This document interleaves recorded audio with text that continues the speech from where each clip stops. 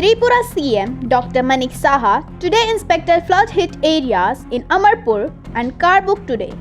Road infrastructure severely impacted, helicopters deployed for airlift and road repair efforts are underway. We have ample food packets and 4 helicopters in operation. Our teams are working diligently to provide aid to affected communities, says CM.